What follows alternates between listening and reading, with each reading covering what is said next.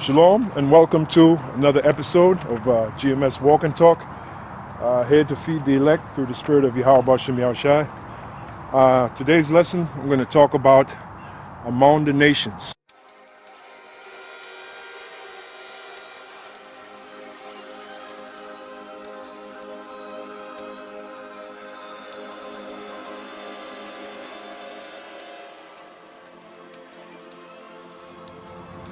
Yeah, this lesson is to explain that the nation of Israel, by the Most High Yahweh Bashem Yahushai, would be scattered among all the nations. And that's a sign of the Lord taking away our power as a nation. The fact that we were scattered among those nations. And then, not only were we scattered, the scriptures say that we would not be reckoned among the nations. That's the next scripture I'm going to get into, meaning we would not be recognized or accepted among the nations. All right? So no matter how good we are in whatever endeavor we do, in whatever field we do, you know, you that's of the tribes, beginning with the tribe of Judah, all the way down to the tribe of Issachar, you wouldn't be accepted by those other nations. You wouldn't even be recognized, really, for what you've done by those other nations. And that's part of that curse. You know, us being scattered is a curse, and us not being recognized by those other nations compounds the curse. Yeah, that's right. You know, I'm looking for the right word to say compounds the curse, adds to the curse. All right, so let's take a look at the book of Numbers, see what it says.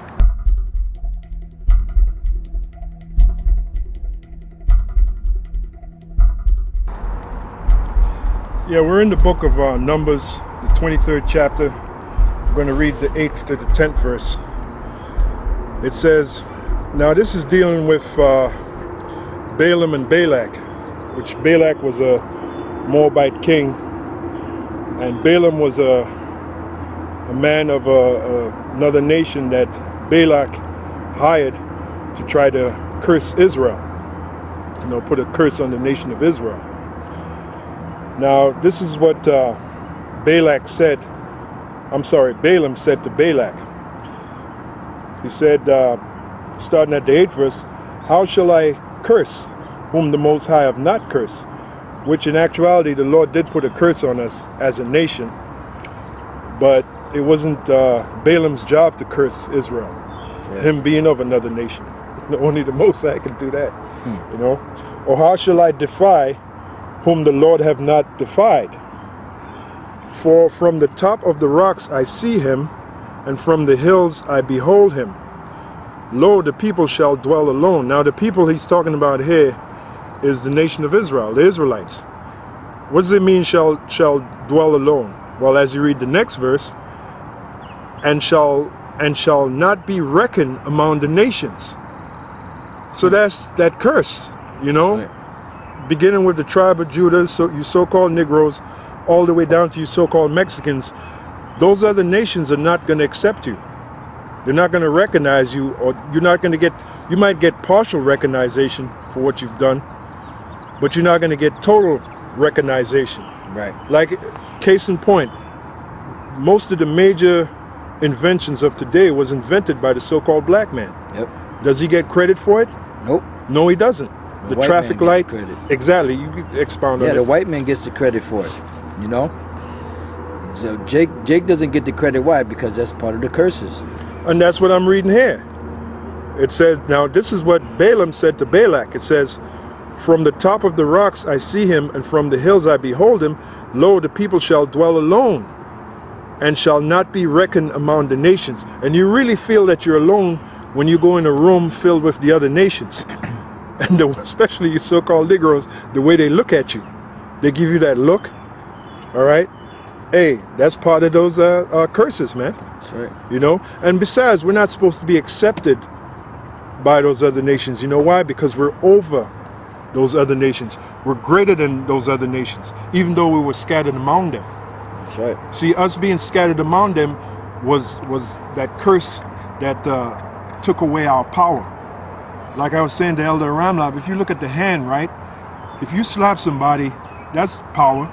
You know, some people can get hurt by a slap, but your fingers are all apart when you slap someone. But put your fingers together and form a fist and hit someone. That fist that you hit them will be a lot more powerful than that slap that you slap them with. That's right. So what the analogy I'm using is to show you that when you're scattered, that's less power than when you come together. That's more power. That's right. And this is what's happening. The Lord is sending his word among the other nations to gather, as we'll see in this lesson, to gather the elect, beginning with the elect first of the nation of Israel that has scattered among the other nations. And that's why when you read about Cornelius, that's what that's all about. That's what it's all about. All right? And I'm starting with the book of Numbers 23. I'm going to read 8 to 10. Now I'm in the 9th verse. Well, actually, I'm in the 10th verse. It says, who can count the dust of Jacob and the number of the fourth of Israel? So really, in reality, we're the biggest nation. There are more Israelites than there are any other nation. All right? That's right. And one thing you brothers got to understand is not all Israel is going to look like so-called Negroes. Not all Israel is going to look like the premier tribe, which is the tribe of Judah. What is the look of the tribe of Judah? Very, very dark skin and white woolly, or woolly hair. Not if he's older, he'll be white. Yeah. But woolly hair, all right? Woolly hair and dark skin. Well, not every Israelite is going to have woolly hair and dark skin. That's right. All right? Because we were scattered among all the nations. Now, if I was speaking to Elder Ramlab about this, if you have an Israelite that's scattered among so-called white people, what is he going to look like? That's right. If you have an Israelite that's scattered among the Chinese, what is he going to look like? All right? So that's one to grow on. Yeah, that's something you got to keep in mind. All right, the 10th verse, who can count the dust of Jacob and the number of the fourth part of Israel? Let me die the death of the righteous. And that right there, Balaam is letting Balak know that Israel is the righteous. Because he said, let me die the death of the righteous, and let my last end be like his. So what is our last end going to be like? Glorious. Yep, the kingdom. Right, the kingdom. Glorious. All right. Now the next scripture I want to go to is the book of Deuteronomy, the 4th chapter. I'm going to read the 27th to the 31st verse. All right, Deuteronomy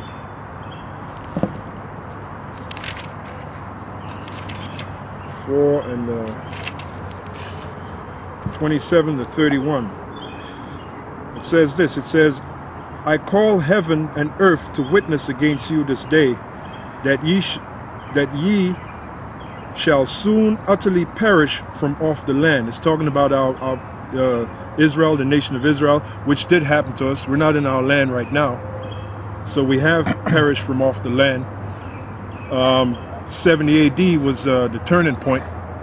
After 70 AD, you had something called the diaspora, which another word for diaspora is what? Scattered. So we were scattered off our land. Now who has our land now? The so-called Jews, which is of the nation of Edom. Them Arabs. And the so-called Arabs, which is of the nation of Ishmael, the Ishmaelites. So the Ishmaelites and the Edomites now have our land. All right, and they're both fighting over our land.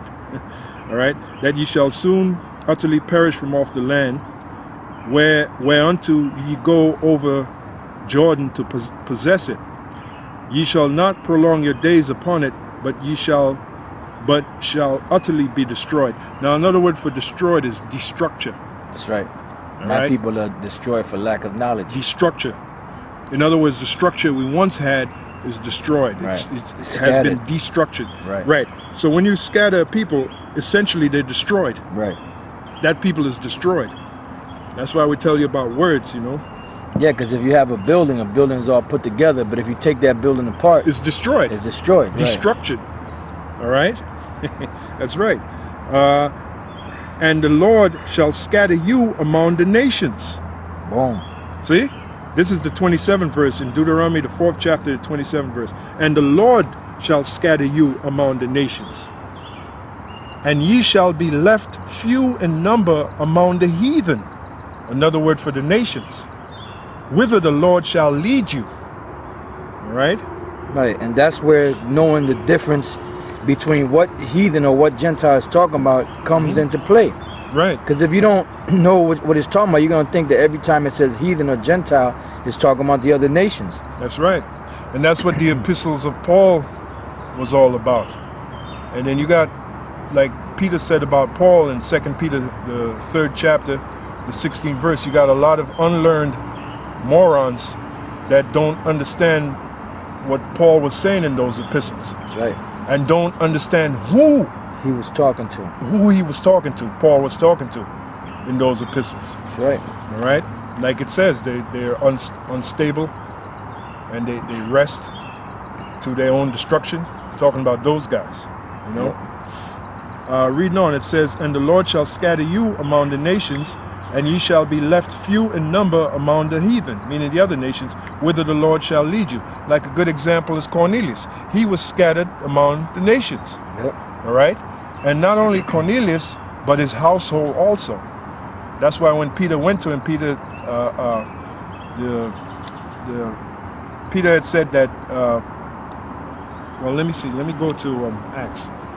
You shall hear words whereby you and your household shall be saved. You and your household shall be saved. That's right. All right. And I'll be that, because that was, see, when you understand the scriptures correctly, that was the beginning of the Lord bringing back the Israelite foreigners. That was the very beginning of it. And that's why in camp we went through the word or the definition of Cornelius, because we always talk about Norman Oman. And Cornelius, the name Cornelius means seed, coming from the word kernel, which means seed. It was Elder Tower brought that out, because the scholars will tell you, the so-called scholars will tell you that the word Cornelius means horn. No, the word Cornelius means seed. Now everything starts with a seed. The seed germinates, then it grows into a tree. So Cornelius was what? He was the premier guy to get the truth and to push. And I'm sure when he got the truth, he did right with it. He went out and taught as many as he could of Israelite foreigners. He went out and taught them about what he learned from Peter. That's right. Right? I don't know if you want to add to that. Yeah, no, because that's true. Because it said that he was a devout man, and he was of good report among the Jews. Because even the Jews were looking at him sideways. You know? Yeah, that's right. Now somebody that don't understand, they'll read that and they'll think that it's talking about that Cornelius was of another nation. But nah, it was basically because any Israelite that wasn't following the law, statutes, and commandments back then, or what them wicked Pharisees and Sadducees deemed to be righteousness, they would look at him down. They would look at him with disdain. You know? Yeah, that's right. So, you know, the bottom line is that was the beginning of Israel, the Israelite foreigners coming back to the fold through Cornelius. That's right. Yeah, I found the scriptures actually in Acts, the 11th chapter, and it beginning at the 13th verse. It says, and he showed us how he had seen an angel in his house, who stood and said unto him, send men to Joppa, and call for Simon, whose surname is Peter, who shall tell thee words whereby thou and all thy house shall be saved. And that was talking about Cornelius. All right? Not just Cornelius, but his house also shall be saved. Saved from what? The destruction. So Cornelius is back, and the same household that was back there of Cornelius, they're back now. And they're gonna receive that same word that's gonna save them from the coming destruction. Which the word is only given to who? Israel. The nation of Israel. All right? So going back to Deuteronomy 4 and 20, now I'm in 28 now. It says, and there, wherever you Israelites were scattered, ye shall serve gods, the work of men's hands, wood and stone. Now the main so-called God you Israelites are worshiping now, being that we were scattered among the Edomites, is Caesar Borgia. That's right. All right? Back then, when the Israelites were scattered among the Babylonians, what God were they worshiping? Or so-called gods. Right, the Babylonian gods. right? And there ye shall serve gods, the work of men's hands, wood and stone, which neither see, nor hear, nor eat, nor smell.